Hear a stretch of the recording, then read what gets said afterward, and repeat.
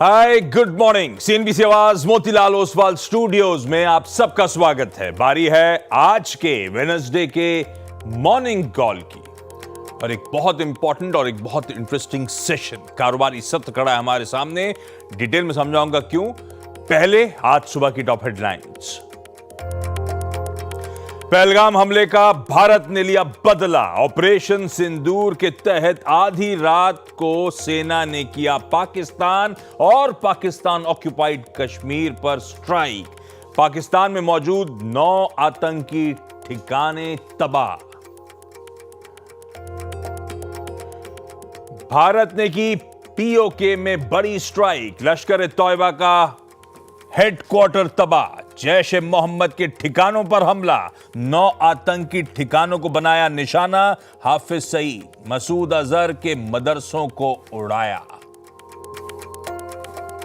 Operation सिंदूर के बाद प्रधानमंत्री नरेंद्र मोदी की अध्यक्षता में आज 11 बजे कैबिनेट कमेटी ऑन सिक्योरिटी की अहम बैठक। वहीं सेना सुबह 10 बजे करेगी प्रेस कॉन्फ्रेंस।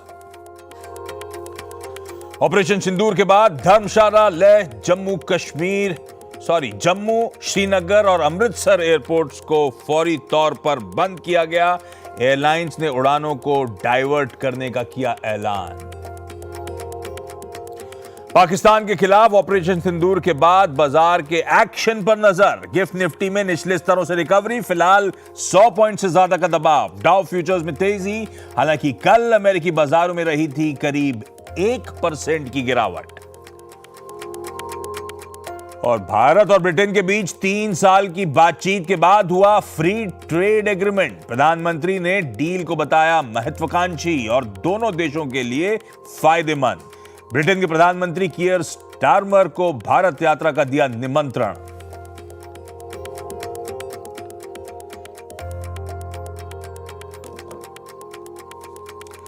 बहुत सारे डेवलपमेंट्स हैं जिस पे आज अपन रिएक्ट करना है। कई सारी चीजें हेडलाइन में थी, सबसे इंपॉर्टेंट उसमें वो ऑपरेशन सिंदूर। दरअसल कल रात 1:44 से भारत ने, हमारी आर्म फोर्सेस ने कई सारे पाकिस्तान और पाकिस्तान ऑक्युपाइड कश्मीर में टेररिस्ट इंफ्रास्ट्रक्चर को टारगेट करा, उन्हें डिस्ट्रॉय करा।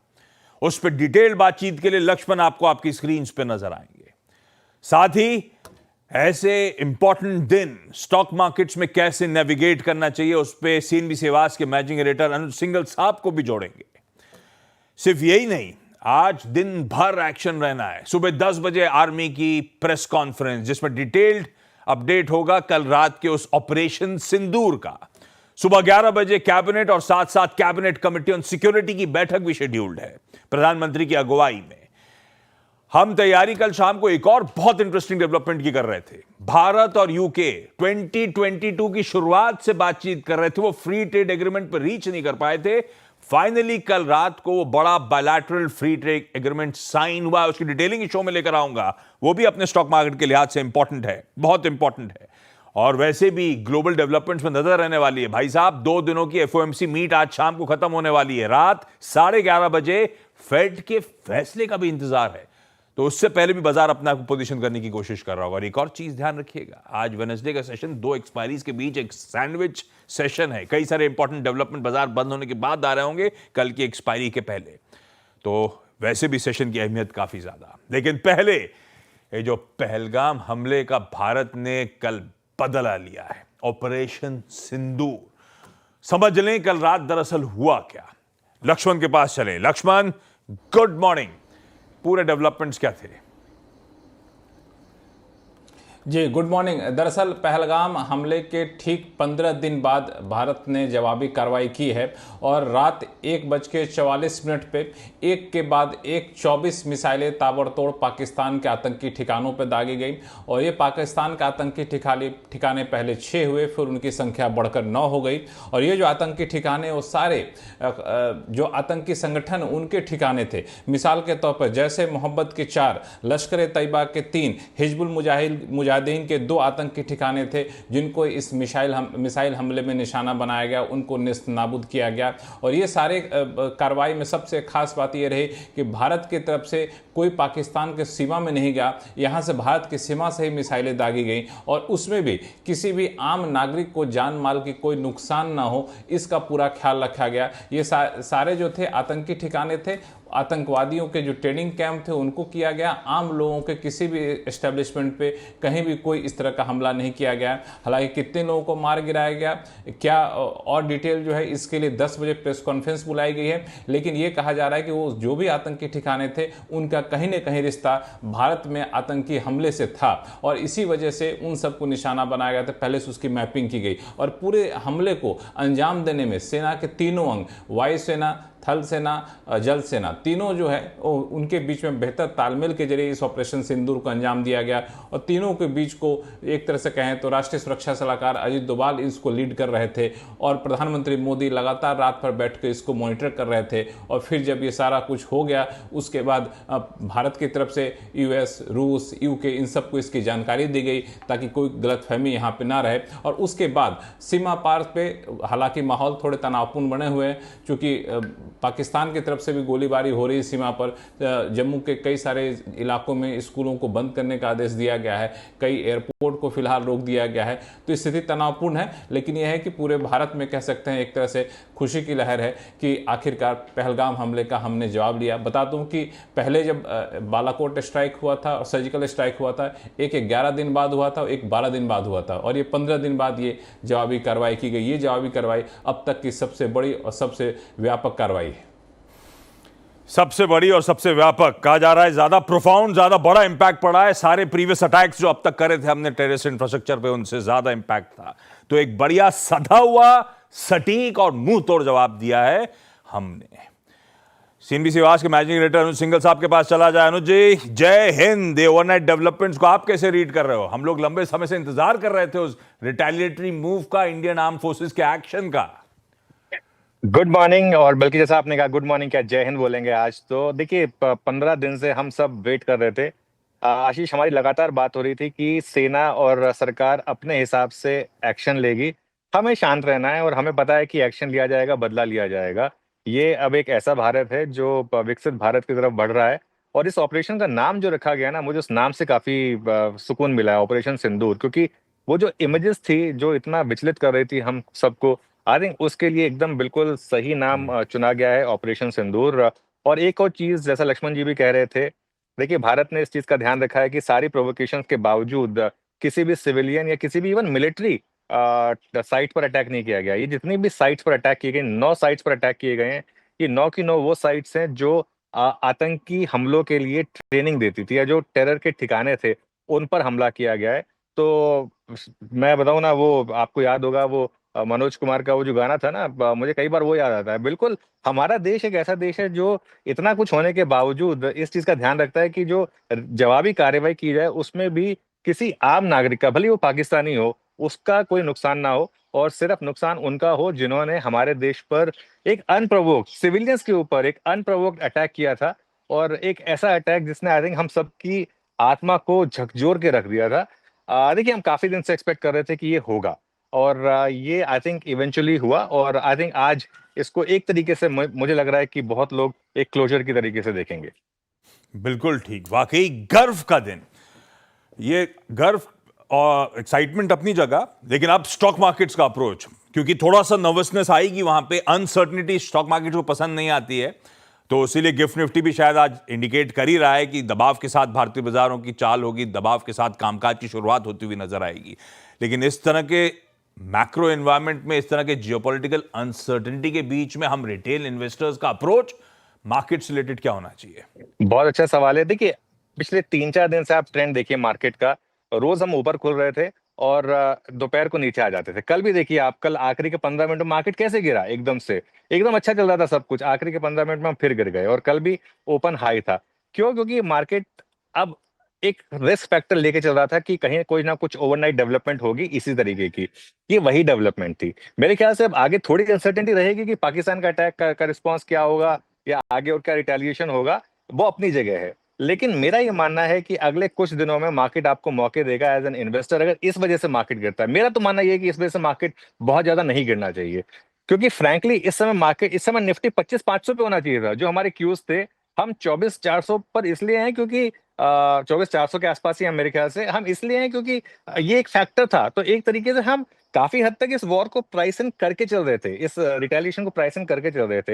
Having said that, I think intraday में बहुत ज्यादा आपको कूद कर कुछ करने की जरूरत नहीं है। एज ए ट्रेडर, अगर आप ब्रेव हार्ट ट्रेडर हैं, तब आप मार्केट को ट्रेड करिए, बिल्कुल ट्रेड करिए, और अच्छे मौके देगा आपको मार्केट दोनों साइड के। लेकिन अगर आप वो वॉलेटिलिटी नहीं झेल सकते, तो 2-3 दिन मार्केट से दूर रहिए एज ए ट्रेडर। लेकिन एज एन इन्वेस्टर इसको फैक्टर मत बनाइए अच्छे स्टॉक्स लेने से। अगर आपको अच्छे स्टॉक्स आपके प्राइस पर मिले, तो वो इस समय पर मुझे लग रहा है कि ऐड करने का मौका होगा। बिल्कुल सी ट्रेडर्स थोड़ा सा वॉलेटिलिटी बढ़ रही होगी, थोड़ा सा सतर्क रहें, और इन्वेस्टर्स अपने चुने हुए बेहतरीन पेडिग्री के अच्छे क्वालिटी स्टॉक्स अगर गिर रहे हैं तो उनमें खरीदारी करने के आप दरअसल मौके ढूंढें। अनुज जी, थैंक यू सो मच आपका सुबह सुबह जुड़ने के लिए, बढ़िया तरीके से मूड माहौल सेट कर देने के लिए। हमारे साथ defence expert lieutenant general Devendra Pratap Pande sir जुड़ते हुए। Devendra sir, hi, good morning, जय हिंद आपको भी सर। थोड़ी सी टेक्निकलिटीज पहले तो आपसे समझना चाहूंगा। वो अपडेट्स आए थे कि हमने पाकिस्तानी एयर स्पेस को वायलेट नहीं करा था, तो ये बेसिकली हमने surface to surface missiles launch करी थी, टारगेटेड अटैक था इन 9 साइट्स पे जो बॉर्डर के उस पार थी। जी, तो ये सब चीजें जो है हमको पता था कि ऐसा कुछ ना कुछ माहौल होगा। हाँ। और पिछले कुछ खास तौर से पिछले 10 एक सालों में हमने कैपेबिलिटीज बिल्टअप करी ताकि हम एक स्टैंड ऑफ अटैक अपने देश की सीमा में रहते हुए विदाउट क्रॉसिंग द बॉर्डर्स हम ये काम कर सके। एंड उसी का एक नतीजा है good planning, long term planning और इन्वेस्टमेंट का, कि आज बड़े क्लियरली हम ये मैसेज दे पाए कि we can hit enemy anywhere we require to hit.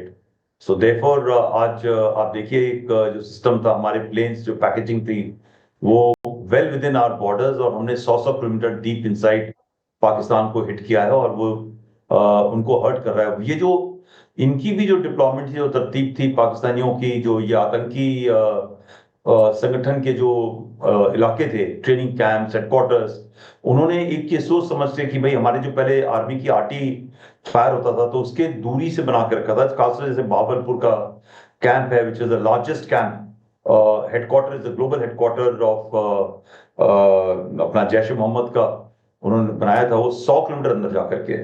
तो 100 मीटर घुस के मारना एक आर्टी के गोले के साथ में थोड़ा मुश्किल था, बट इस बार हमारे पास एयरफोर्स के पास ऐसे सिस्टम्स थे जो हमने वेल विद इन अपने इलाके के अंदर जाकर के उसको टारगेट किया।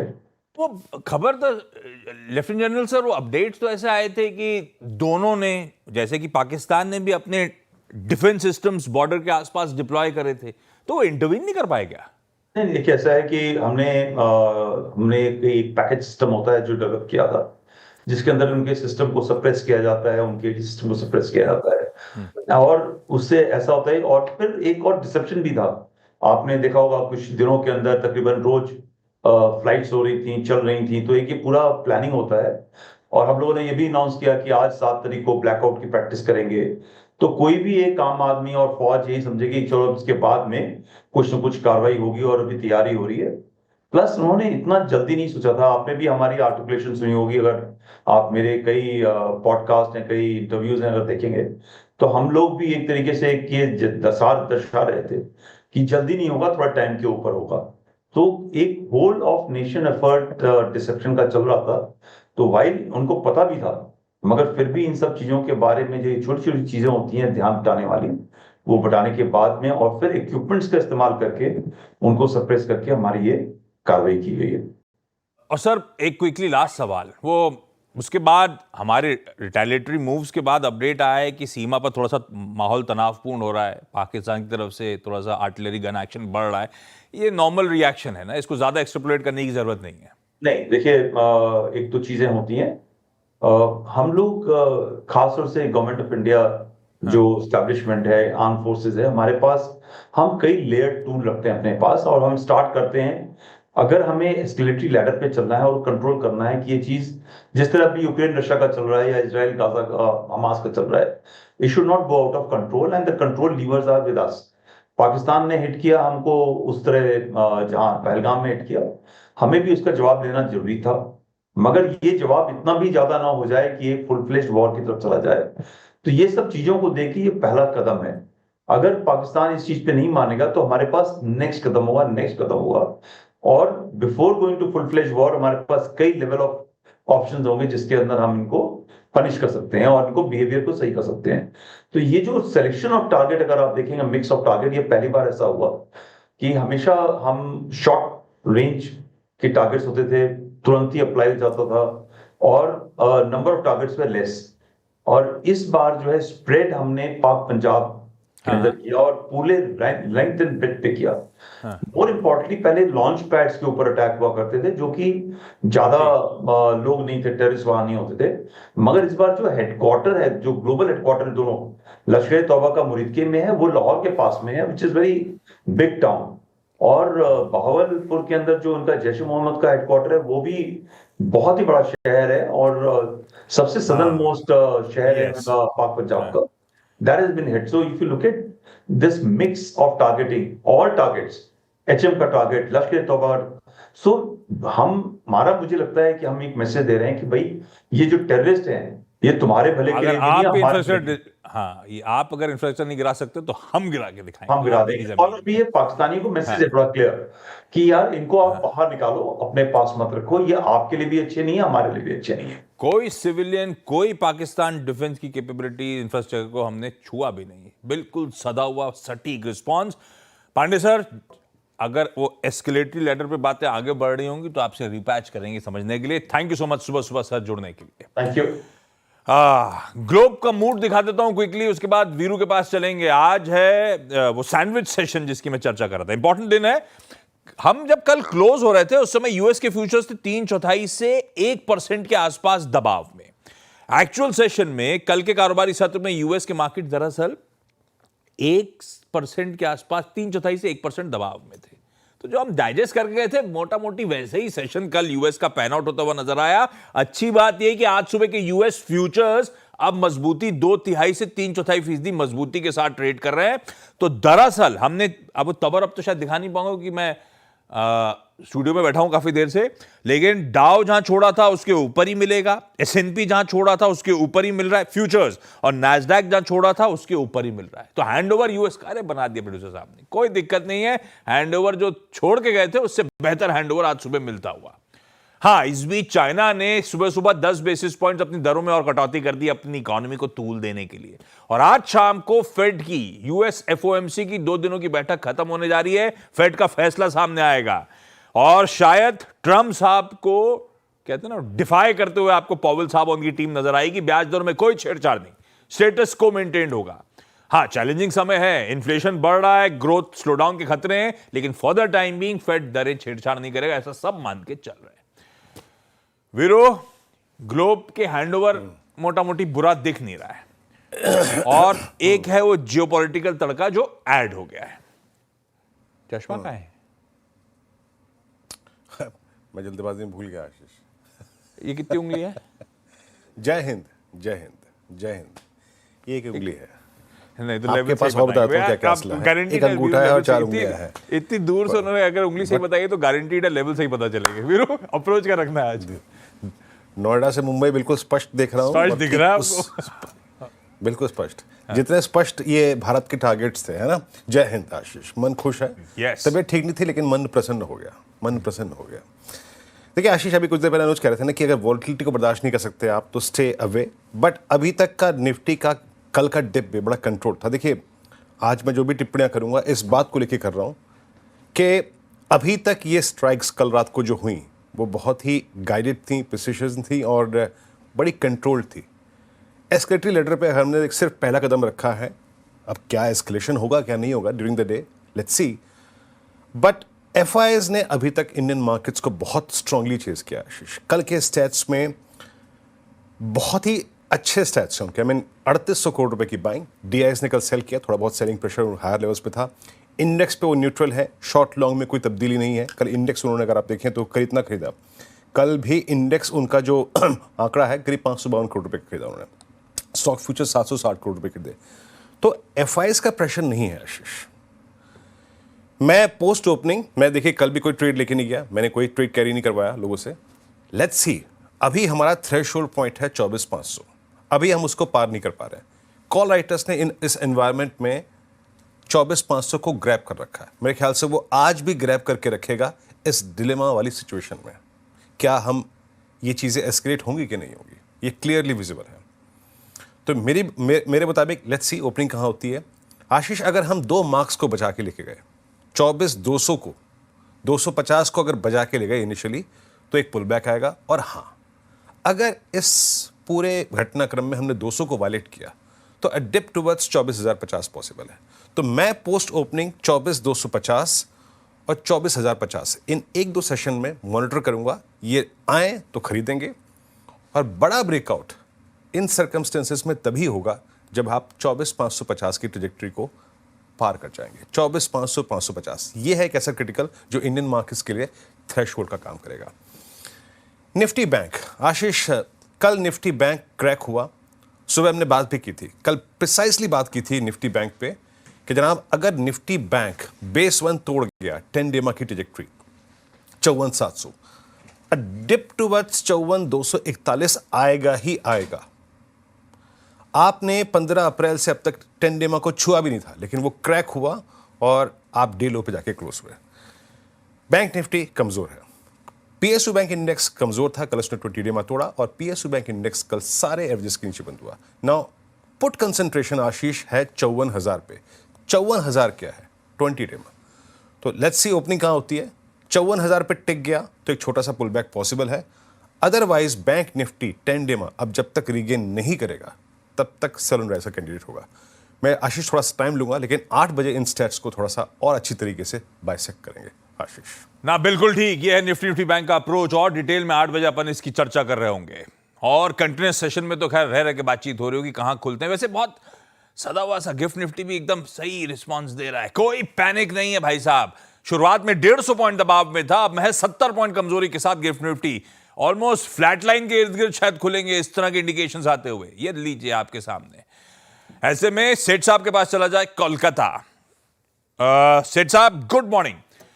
आज के बढ़िया वाले अब मुश्किल हो गया आपके लिए, पर फिर भी कल तक के चार्ट स्ट्रक्चर को देख के रिलेटिव कन्विक्शन, अगर बाय आइडिया था और स्टॉक गिर भी रहा है तो अच्छी ट्रेजेक्टरी होगी और खरीदने की, इस तरह के कोई आइडियाज हैं क्या अपने पास? जी good morning Ashish ji, good morning Viren ji and all the viewers. Ashish ji purely charts के हिसाब से जाएंगे। अगर हम देखें तो कल पीएस काफी अच्छा खासा प्रेशर था, स्पेशली हम स्टेट बैंक ऑफ इंडिया की बात करें तो जिस हिसाब से स्टॉक में क्रैक है, जिस हिसाब से वॉल्यूम्स यहाँ पे प्रेशर था, स्टॉक ने अपने की मूविंग एवरेजेस यहाँ पे ब्रेक किए हैं। तो ओवरऑल थोड़ा सा वीक स्ट्रक्चर देखते हुए फ्यूचर्स में लगभग मे फ्यूचर्स में इसका प्राइस डिस्काउंट में 760 के आसपास है। इसे शॉर्ट करें, स्टॉप लॉस रहेगा 770 का और टारगेट्स रहेंगे 730 के।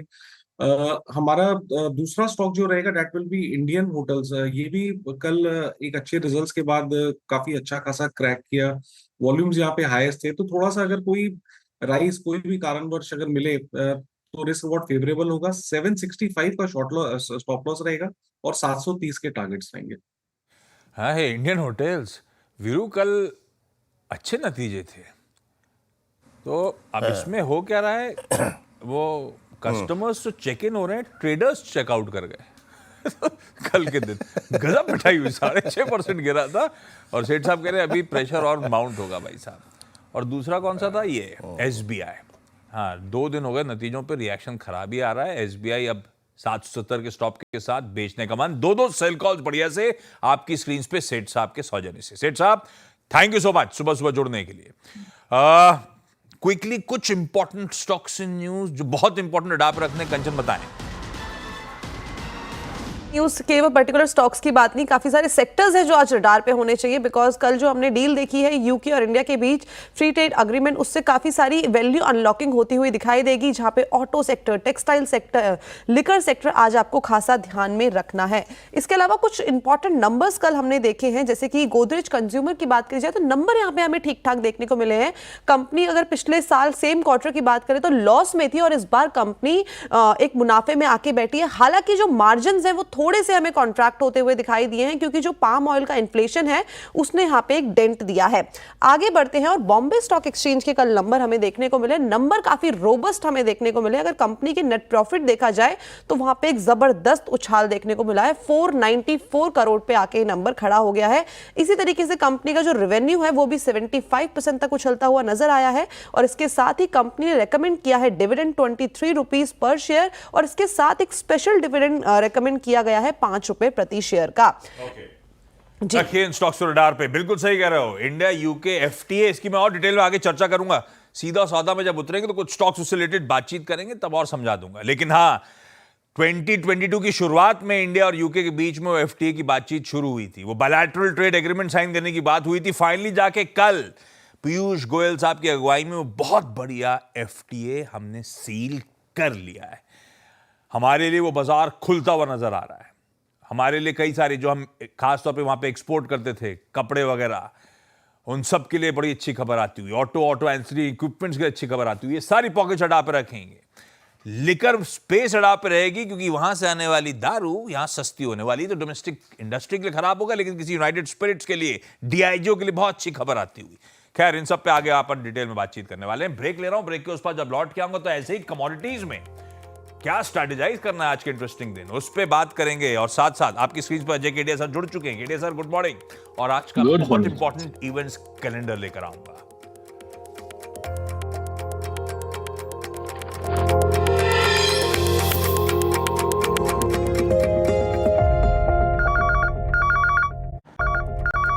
डॉलर इंडेक्स का खड़ा है, रेक्टर दिखाओगे क्या? ओके, ब्रेक के बाद आप सबका स्वागत है। तब और अब की एक बार सेकंड प्लेट बनाइए तो दिखाइएगा। क्रूड इंच अप कर रहा है, 62.50 पे ब्रेंट के भाव नजर आएंगे। गोल्ड ऊपरी लेवल्स पे कंसोलिडेट कर रहा है, 3370 के आसपास 700 पे देखा था मैंने। डॉक्टर कॉपर इंच अप कर गया ओवरनाइट ग्लोबल मार्केट्स में। ये 3:30 बजे और आज सुबह की तस्वीर है। बॉन्ड यील्ड जस की तस 4.3 के ऊपर कंसोलिडेट कर रही है। खैर, बहुत सारे डेवलपमेंट्स हैं ग्लोब के फ्रंट पे। भी एक इंपॉर्टेंट की डेवलपमेंट अवेटेड है, वो है फेड का फैसला। अपने डोमेस्टिक संकेत भी हैं। ऐसे में कमोडिटीज में कैसे नेविगेट करें, कमोडिटीज में कैसे कमाई करें, केडिया साहब से समझा जाए। केडिया साहब, गुड मॉर्निंग। कैसा मूड और कौन से कॉल सर? गुड मॉर्निंग, नमस्कार एंड सबसे पहले जय हिंद। जिस दिन से हम देख रहे थे कि ये पिछला दिन था वो काफी एक हेक्टिक था, क्योंकि सैटरडे तक हम फ्राइडे तक देखा था कि सोने में काफी बड़ी गिरावट थी, 92,000 का लेवल टच कर गया था। बट मंडे और ट्यूसडे हमने करीबन 5,500 रुपए की तेजी देखी, जो 92 से सोना चलता हुआ 97,500 के करीब आता हुआ दिखाई दिया। बट आज हम एक गैप डाउन ओपनिंग होते हुए देख रहे हैं, जिस दिन से डॉलर इंडेक्स में हमने एक रिकवरी आते हुए देखी है। साथ में यूएस चाइना के बीच में कंसर्न जो थे वो अब कूल ऑफ होता हुआ दिखाई दे रहा है, जिसके चलते आज गैप डाउन सोना और चांदी दोनों होते हुए दिखाई देंगे। डे ट्रेड के पॉइंट से देखें तो 97,500 पे सोने को बेच के चलना चाहिए, 96,200 का टारगेट रहेगा। वहीं चांदी में भी गिरावट रहेगी, जो 96,700 पे बेचना चाहिए, 94,500 तक का लेवल रहेगा। बट ध्यान रखिए, वॉलिटिलिटी एक्सट्रीम होने जा रही है, बिकॉज फेड के भी जो अपडेट आएंगे ये काफी इंपॉर्टेंट है कि आगे जाके एग्रेसिव रेट कट होगा या पॉज होगा। सोना और चांदी दोनों में बिकवाली करने के मौके। लेवल्स केडिया सर जो रिकमेंड कर रहे हैं, सजेस्ट कर रहे हैं, वो आपकी स्क्रीन पर है। स्टॉप लॉसेस प्लीज ध्यान रखिएगा। Kedia sir, thank you so much सुबह सुबह पैच करने के लिए, जुड़ने के लिए। आज का ऑल इंपॉर्टेंट इवेंट्स कैलेंडर भी सक देता हूं आपको। वेडनेसडे का दिन है, सबसे इंपॉर्टेंट आज सुबह 10 बजे इंडियन आर्म्ड फोर्सेस की प्रेस ब्रीफिंग। वो ओवरनाइट हुए ऑपरेशन सिंदूर के डेवलपमेंट्स डिटेल में पता चलेंगे अपने को। उसके बाद सुबह 11 बजे हमारे कैबिनेट कमेटी ऑन सिक्योरिटी की बैठक शेड्यूल्ड है, पीएम मोदी की अगुवाई में। हमारा सब पहले से शेड्यूल चल रहा था। आज 7 मई को Bharat nation wide mock drill conduct करने जा रहा था, तो वो मेरे ख्याल से प्लान एज पर शेड्यूल जस का तस रहेगा। तो दशकों में इस तरह का extensive nation wide defence mock exercise नहीं हुई है। लास्ट अगर मैं सही हूं तो 1971 में हुई थी। आज उसकी हम तैयारी कर रहे होंगे। इंडियन एयरफोर्स ने कल दोपहर सेकंड हाफ में दरअसल कहा था कि 2 दिनों की एक्सरसाइजेस हम कैरी करेंगे डेजर्ट सेक्टर में, इंडिया पाक बॉर्डर के आसपास। आई एम श्योर वो एक्सरसाइज आज हो रही होगी। अब देखते हैं ओवरनाइट डेवलपमेंट होती नहीं होती, जिसमें उन्होंने कहा था सारे उनके फ्रंटलाइन एयरक्राफ्ट, चाहे रफाल हो, मिराज हो, सुखोई सब पार्टिसिपेट करने वाले हैं। आज बहुत दिनों बाद ऐसा है कि सारे ग्लोबल मार्केट्स कामकाज कर रहे होंगे, खुले होंगे, और शाम नहीं, रात 11:30 बजे यूएस फेड के ब्याज दरों का फैसला आएगा। सुबह 12 बजे या रात 12 बजे, क्या कहेंगे इसको, 12 AM अंग्रेजी में कहते हैं, सुबह 12 बजे कहता हूं, FOMC की प्रेस कॉन्फ्रेंस, जेरोम पावेल साहब की प्रेस कॉन्फ्रेंस हो रही होगी। तो कमेंट्री, क्योंकि ब्याज दरों में कोई छेड़छाड़ नहीं हो रही, तो कमेंट्री बड़ी इंपॉर्टेंट हो जाएगी। नतीजे आज निफ्टी का एक कोल इंडिया, वायदा में APL, अपोलो, डाबर, हटको, MRF, PNB, टाटा केमिकल्स और वोल्टास 7 वायदा के नंबर्स जिनका आज इंतजार रहेगा। अच्छा, कुछ और इंपॉर्टेंट चीजें, सेलो वर्ल्ड का IPO लॉक इन खुल रहा है 4.25 करोड़ शेयरों का। यूएस में आज शाम को क्रूड ऑयल इन्वेंट्रीज का आंकड़ा आ रहा होगा। इन्फो एज एक्स डेट है स्टॉक स्प्लिट की, 10 रुपए की फेस वैल्यू 2 में तोड़ी जा रही है, तो आज वो स्टॉक डिवाइडेड बाय 5 कल की क्लोज से आपको नजर आ रहा होगा। कुछ एक्स डिविडेंड जो स्क्रीन पर आ जाएंगे, वो इंपॉर्टेंट नहीं, छोड़े जा रहा हूं। डिटेल बातचीत हो गई, कहां 150 पॉइंट नीचे गिफ्ट निफ्टी और कहां सिर्फ 50 पॉइंट 60 पॉइंट दबाव में खुलने की, दबाव भी क्या कहूं, फ्लैट से थोड़ा सा लाल में खुलने की तैयारी कर रहा है आज के अहम दिन। फिर से आप सबको जय हिंद। ब्रेक का समय है। आज यतिन ने कहा है इतने इंपॉर्टेंट दिन स्टॉक्स तो मैं ही बताऊंगा आप लोगों को, तो यतिन जुड़ेंगे और वो बताएंगे उनके आइडियाज। ब्रेक के उस पर सीधा सुन। जय हिंद। जय हिंद। बाद में भी करेंगे। जय हिंद। जय हिंद।